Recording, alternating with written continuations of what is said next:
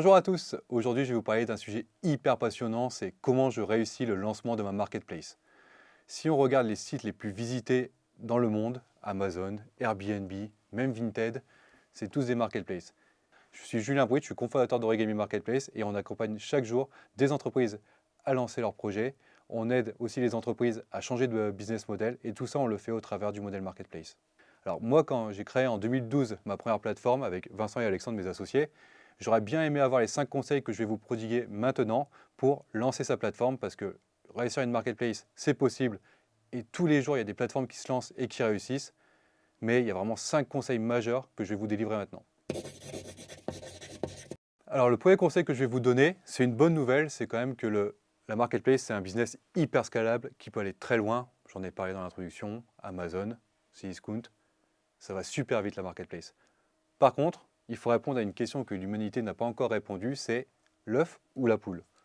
Dans le domaine des marketplaces, l'œuf et la poule, c'est les acheteurs et les vendeurs. Parce que en fait, le but, c'est quoi? C'est de mettre en relation des acheteurs et des vendeurs. Donc il faut trouver à la fois des acheteurs, il faut trouver des vendeurs. Et donc pour ça, il y a un premier conseil qui est hyper important, c'est d'être passionné par le domaine dans lequel on va lancer la plateforme. Si demain, vous voulez lancer une plateforme dans le meuble, mais que vous êtes passionné de tennis ou d'équitation, forcément, vous n'allez pas avoir la façon de parler des vendeurs. Vous n'allez pas pouvoir aussi potentiellement mettre un blog, commencer à attirer des clients, commencer à avoir des réseaux sociaux. Donc la première des choses, c'est d'être passionné.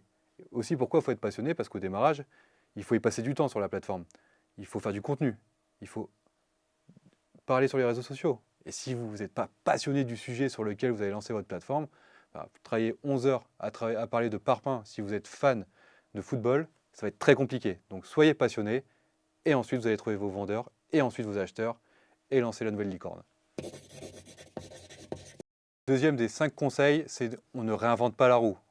C'est limite le conseil qu'on doit donner à tous les entrepreneurs qui se lancent, notamment dans la tech. C'est-à-dire qu'une marketplace, on ne va pas tout redévelopper du début. Des solutions de paiement, ça existe. Comment on ajoute des produits sur un catalogue e-commerce, ça existe. Comment on gère des commandes qui viennent de plusieurs fournisseurs, tout ça, ça existe sur étagère. La seule chose qui n'existe pas encore, c'est ce que vous avez dans votre tête. C'est votre vision. Donc, vous allez vous focus sur le business, vous allez vous focus sur l'acquisition des nouveaux vendeurs, de faire du storytelling autour de la marketplace, mais surtout pas de trouver des développeurs qui vont redévelopper ce qui existe déjà, chez Origami par exemple, et même chez d'autres éditeurs. Ce qu'il faut, c'est votre vision, c'est mettre en place votre vision, recruter des vendeurs, trouver votre niche, et let's go. Alors le troisième des 5 conseils, c'est on se focus sur le MVP. Le MVP, c'est le Minimum Viable Product, ou le Most Valuable Player, mais ça c'est en NBA.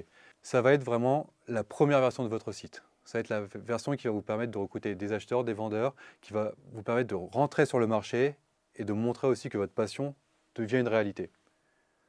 Ce qui est important sur un MVP, c'est de répondre aux usages d'une marketplace, c'est-à-dire pouvoir avoir des produits de différents vendeurs, effectuer des commandes, du paiement et d'échanger entre vendeurs et acheteurs. Il n'y a pas besoin de fonctionnalités supplémentaires pour se lancer sur un marché. On reçoit tous les jours des cahiers des charges où ça parle d'IA, de messagerie avec IA, etc. Très bien pour une V2, pour une V3. Mais en fait, ce qu'il faut au début, c'est répondre à la problématique des utilisateurs. Pour l'acheteur, c'est de trouver un produit hyper simplement qui va répondre à son exigence. On revient à la passion. C'est-à-dire que demain, si vous avez des amateurs de golf, si sur la fiche produit, il y a vraiment les informations qui vont bien, ils se disent « Ok, c'est des experts », là, l'acheteur, il aura une réponse à son besoin. Ça ne va pas être un énième chatbot en IA qui va se dire « Waouh, génial, je réponds à un IA ». Non, ce n'est pas ça le sujet. Le sujet, c'est de répondre aux besoins de l'acheteur. Et les vendeurs, qu'est-ce qu'ils veulent? Ils veulent trouver des nouveaux acheteurs. C'est le focus, c'est vraiment la transaction, c'est de permettre à des acheteurs et des vendeurs d'échanger. C'est ça votre MVP, c'est ça que vous devez lancer. Et on verra plus tard comment recréer automatiquement des produits par IA, faire du fulfillment, parce que c'est aussi à la mode. Enfin, toutes ces choses-là peuvent être adressées, mais c'est compliqué de tout lancer en même temps.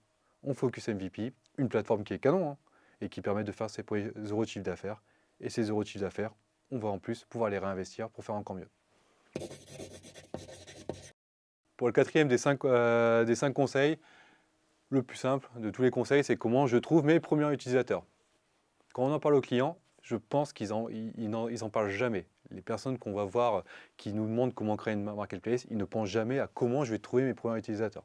Pour eux, c'est la tech, c'est l'IA, c'est comment je rajoute telle fonctionnalité, tel pixel. Enfin, c'est ce qu'ils ont en tête, c'est d'avoir le produit fini le plus beau qui existe au monde, mais sur l'attraction, personne n'en parle. Alors que c'est quand même le sujet principal. Si demain vous lancez un site qui est super beau, bon, vous aurez peut-être un award dans un événement sur les plus beaux sites de France, mais je ne sais pas vraiment si ça existe. Par contre, si vous trouvez vos premiers utilisateurs, les euros sur le chiffre d'affaires, ils arriveront. Alors comment on trouve les premiers utilisateurs? Je reviens un peu sur ce que je vous ai dit au début, c'est la passion. C'est comment j'arrive à délivrer ma passion, à délivrer ma vision et à expliquer que je suis le meilleur et que je vais pouvoir trouver des vendeurs. Alors comment je fais ça? C'est relativement simple de créer une communauté actuellement. On a des Instagram, on a des Pinterest, on a des Discord. On peut créer facilement des communautés actuellement sur un métier qui nous passionne. Demain, vous avez envie de lancer une plateforme dans le BTP, par exemple, parce que vous êtes passionné de BTP. Si vous arrivez à fédérer 500, 1000 personnes, 2000 personnes, que vous commencez à leur présenter peut-être des produits qui sortent de l'ordinaire et que vous voyez qu'il y a une certaine appétence du marché, en trouvant nos premiers utilisateurs, en créant le besoin de cette plateforme, parce que c'est une plateforme d'experts, vous êtes passionné, vous allez pouvoir aider l'acheteur de trouver le bon produit, et en plus, et ça je vais finir là-dessus sur ce conseil-là, c'est qu'une marketplace, c'est vraiment une communauté. Il faut vraiment créer cet effet communautaire. Pourquoi? Parce que les gens vont échanger entre eux, et notamment aussi dans les places de marché qui sont de particulier à particulier. On va fédérer des gens, et c'est là aussi que la plateforme va gagner en gamme, parce qu'en fait, les personnes vont commencer à en parler autour d'eux. Et il y a un bon exemple là-dessus, c'est quand même Vinted. Vinted, c'est du bouche à oreille, et c'est ça que vous devez réussir à faire, c'est le bouche à oreille. Tiens, demain j'ai envie d'acheter un produit, si c'est dans le vélo, je vais aller sur telle plateforme-là. Si c'est dans le BTP, je vais aller sur cette plateforme-là. C'est ça que vous devez réussir. C'est ça vraiment l'enjeu principal de votre plateforme. Et encore une fois, ce n'est pas la tech. Ok, donc c'est parti pour le 5e et dernier conseil. Après ça, je ne vous embête pas. Enfin, pour cette vidéo-là aujourd'hui, mais pour les prochaines vidéos, vous aurez d'autres conseils. Il y a un adage qui dit « vaut mieux être seul que mal accompagné ». Pour un projet entrepreneurial ou même de marketplace, c'est à peu près le pire des conseils à donner. Pourquoi? Parce qu'en fait, pour réussir, il vaut mieux être accompagné. Et accompagné sur plein d'aspects. Juridique. Il y a des cabinets de conseil, des cabinets juridiques qui vont vous aider à vraiment bien gérer votre plateforme. Ça, il n'y a pas de sujet. Sur le marketing, c'est pareil. Attention, sur le marketing, il faut avoir des agences qui soient spécialisées dans le digital ou des freelances qui ont déjà accompagné des personnes au niveau du marketing sur des marketplaces. Parce que c'est quand même du marketing assez spécifique, parce qu'on va chercher à la fois des vendeurs et des acheteurs. Ça peut être aussi des mentors, des personnes qui ont déjà lancé des plateformes. Ou alors, l'accompagnement, comme nous, on peut faire avec nos clients sur c'est quoi les bonnes pratiques lorsqu'on crée la plateforme. Parce que même si on accompagne techniquement nos clients, on les accompagne aussi au jour le jour dans la réussite de leur plateforme. Alors, des fois, ça va peut-être dépasser un peu notre expertise sur certains sujets très pointus de marketing. On va avoir une liste de partenaires, mais surtout, il faut vous faire accompagner.